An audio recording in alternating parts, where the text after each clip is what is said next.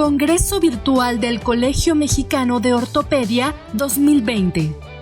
El doctor Ignacio Bermúdez Soto es jefe del Servicio de Extremidad Superior en el Hospital de Traumatología de la Unidad de Alta Especialidad Dr. Victorio de la Fuente Narváez, Faculty de AO Trauma Latinoamérica y miembro de la mesa directiva de la Asociación de Cirugía de la Mano AC. El doctor Bermúdez nos hablará sobre actualización en la atención del paciente politraumatizado. A continuación vamos a hablar del tratamiento actual del paciente politraumatizado. ¿Cuáles son los objetivos de la plática? Definir qué es un paciente politraumatizado, qué tipos de pacientes politraumatizados podemos encontrar, las últimas actualizaciones del ATLS y saber cuándo se puede utilizar tratamiento temprano definitivo o cirugía de control de daños. El politrauma corresponde a una pandemia. Ataca a todos los grupos de edad en todo el mundo y se estima que alrededor de 10,000 personas mueren al día a causa del trauma. ¿Qué es el paciente politraumatizado? Los autores no terminan de ponerse de acuerdo. Este artículo, por ejemplo, analiza alrededor de 50 definiciones de politrauma. La más reciente puede ser la clasificación de Berlín, que se dice por los autores que es la única definición que está avalada por niveles de evidencia y nos dice que un paciente politraumatizado es aquel que tiene una IS de más de 2 en 2 regiones corporales distintas y que además se acompaña de alguno de los siguientes factores: que el paciente esté hipotenso, que tenga una calificación de escala de coma de Glasgow de menos de 8, que tenga acidosis, coagulopatía o más de 70 años de edad. Ya se está validando esta clasificación o esta definición y aparentemente es útil en la literatura. Y sabemos que en el paciente politraumatizado tenemos que evitar a toda costa la triada letal, que consiste en coagulopatía, acidosis e hipotermia. Es muy fácil llevar al paciente esta triada si es que no se tiene cuidado en el manejo y es muy difícil sacarlo de ahí. Nos tomó más o menos 2 décadas darnos cuenta que el fenómeno del segundo golpe es provocado por nosotros al establecer un mal manejo del paciente politraumatizado.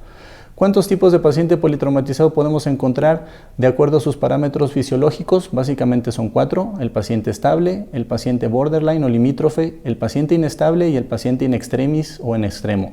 Y esto tendrá que ver con su nivel de coagulopatía, de hemodinamia, de temperatura y de lesiones asociadas.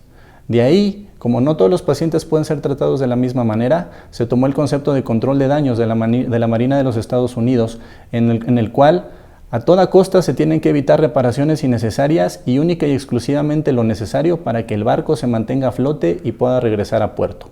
De ahí este concepto surgió o saltó a la cirugía de trauma, primero abdominal y después ortopédica, en donde se tiene que hacer lo mínimo indispensable para que el paciente sobreviva y pueda llegar a la unidad de cuidados intensivos para seguir su tratamiento. ¿Cuáles son las fases del control de daños? El control de daños inicia desde la etapa prehospitalaria, en llevar al paciente adecuado a la unidad adecuada en el momento adecuado. Después, las siguientes fases consisten en control de la hemorragia, de la infección, la reanimación, que estas 2 etapas van concurrentes, la reparación definitiva y la reconstrucción en caso necesario. Siempre tomar en cuenta que todas estas etapas van acompañadas del ATLS, cuyo algoritmo no ha cambiado en los últimos años, el ABCDE. Y las últimas actualizaciones de la 10ª edición nos hablan que si el paciente no responde a 1 litro de líquidos en la reanimación, inmediatamente hay que cambiar hemoderivados a un radio de 1-1-1 en cuanto a plasma, sangre y plaquetas. Se modificaron algunos términos para el manejo de la vía aérea. En cuanto al estado de choque, la clasificación añaden el déficit de base, que es un pronóstico importante. En el tórax hablan que el tórax inestable sale de las lesiones que ponen en peligro inminente la vida y se anexa la lesión del árbol traqueobronquial, cambia el tamaño de la sonda endopleural y el lugar de la descompresión del neumotórax a tensión. En cuanto a abdomen y pelvis, se habla que la palpación de la próstata ya no es confiable para decir si tiene o no el paciente lesión uretral. Se incluye el empaquetamiento en las lesiones pélvicas y en la cabeza se habla sobre el manejo de las crisis convulsivas y la presión sistólica. En cuanto a columna y médula espinal, hablan sobre la regla canadiense de columna espinal para saber cuándo tomar radiografías o no. Se actualiza el diagrama de miotomos y cambian algunas terminologías. En músculo esquelético se anexa el diagrama de manejo de antibióticos por kilogramo de peso para las fracturas expuestas. Se habla de la importancia del paciente con fractura bilateral de fémur y también el manejo de los fluidos en las lesiones térmicas. La reanimación también tiene una filosofía de control de daños y es muy importante que la conozcamos para el adecuado manejo del paciente. Tiene varias fases: la fase hemodinámica, en la cual se maneja una terapia restrictiva de fluidos. Anteriormente nos decían que pusiéramos 2 vías y Ringer lactato a chorro, pero sabemos ahora que el Ringer lactato produce edema, ya no se recomienda, y si metemos demasiados líquidos el paciente puede diluir sus factores de coagulación y entrar en la tríada terrible. Manejar una hipotensión permisiva para que no sangre tanto, pero lo suficiente para mantener la perfusión de los tejidos, y saber qué pacientes necesitan hemotransfusiones masivas, generalmente el choque grado 4. Una fase metabólica, que hay que proteger al paciente de la hipotermia, de la acidosis y de la hipocalcemia, y una etapa hemostática para prevenir la coagulopatía y manejar de forma anatómica la hemorragia. Esto es muy importante porque ahí es donde entramos nosotros como cirujanos. Como podemos ver, la reanimación de control de daños va de la mano con la cirugía de control de daños. Ya que sabemos qué pacientes traumatizados podemos encontrar y en qué consiste la cirugía de control de daños, tenemos que saber con cuáles hay que utilizarla y con cuáles no. Encontramos que tenemos pacientes estables, que afortunadamente son la mayoría de los pacientes. Estos se pueden llevar a quirófano y se puede hacer el tratamiento temprano definitivo. Los pacientes borderline o limítrofes, primero tenemos que resucitarlos y de ahí pueden evolucionar estables, que se manejan de forma definitiva, o a inestables, donde habrá que manejar control de daños. Los pacientes inestables y los pacientes en extremos siempre deberán ser manejados con cirugía de control de daños. ¿Qué otros pacientes debemos considerar como limítrofes, aunque no encajen en la tabla que vimos anteriormente? Los pacientes que tengan un Injury Severity Score de más de 40 o más de 20 con trauma torácico, pacientes con choque hemorrágico con lesiones de pelvis o lesiones abdominales, traumatismos pulmonares con contusiones pulmonares, trauma craneoencefálico severo, hipotermia y fractura bilateral de fémur. ¿Qué pacientes debemos valorar la cirugía de control de daños, aunque sean estables? Si nosotros pensamos que vamos a tardar más de 2 horas en el tratamiento definitivo, si tuvo que ser transfundido de forma masiva el paciente, pacientes geriátricos y fracturas femorales, aunque no sean bilaterales, habrá que ver muy bien si ameritan control de daños o no. ¿Cómo sé que mi paciente está adecuadamente resucitado? Bueno, cuando está estable hemodinámicamente y no necesita aminas, cuando el lactato es normal, cuando no hay problemas de coagulación, la temperatura es normal y el gasto urinario es normal. ¿Cuáles son las cirugías que se tienen que hacer de inicio para salvar de inmediato al paciente?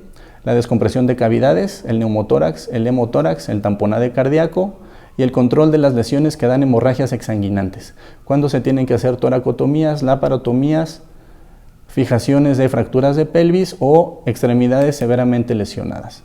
Las cirugías que se recomienda hacer en el primer día, que se les llama diferidas a que el paciente esté en condiciones para poderlas soportar, son los síndromes compartimentales, la fijación externa de los huesos largos, reducción de luxaciones, el aseo de las fracturas expuestas, las lesiones vasculares y la fijación de lesiones inestables de columna. ¿Cuáles son las situaciones especiales que podemos encontrar en nuestra especialidad? Sabemos que las fracturas de fémur tienen que ser fijadas de forma temprana, pero el debate siempre es si se tratan de forma definitiva o se tratan como control de daños y con qué fijarlas. Actualmente lo que se recomienda es que si el paciente está estable, después de revalorarlo y no tiene lesiones torácicas, se puede fijar de forma definitiva con un clavo fresado incluso. Si tenemos un paciente con trauma torácico, sabemos que tenemos que considerarlo como limítrofe y hay que fijarlo con un clavo, puede ser, pero no rimado. Y si el paciente está inestable o tiene un trauma torácico severo, habrá que cambiar a control de daños y poner un fijador externo.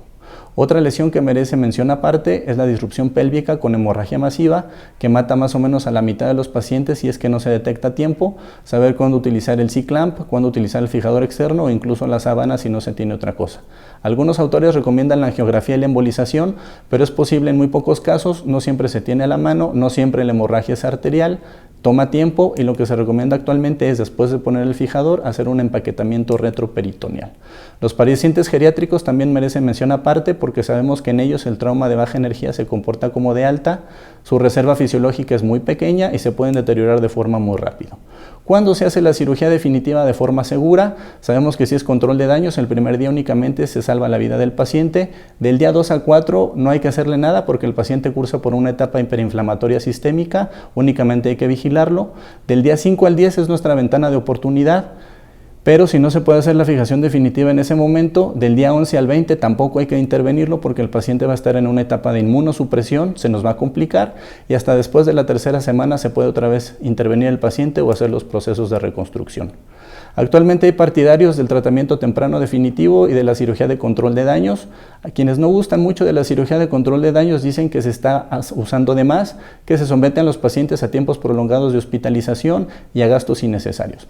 Es por esto que ahora ha surgido el concepto de tratamiento temprano apropiado, que consiste en buscar las ventajas de la cirugía de control de daños, pero sin los riesgos de la cirugía temprana.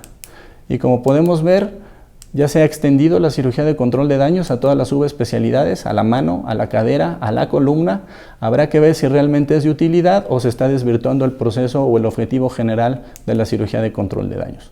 Finalmente, para llevar a casa, hay que tomar en cuenta que la atención del paciente politraumatizado no es una receta de cocina, son una serie de procedimientos dinámicos que se pueden ajustar de acuerdo a las necesidades del paciente. Es importante saber qué pacientes se benefician del tratamiento temprano definitivo o de la cirugía de control de daños y finalmente tener en cuenta los casos especiales que nos pueden dar un susto si no los contemplamos. Muchas gracias.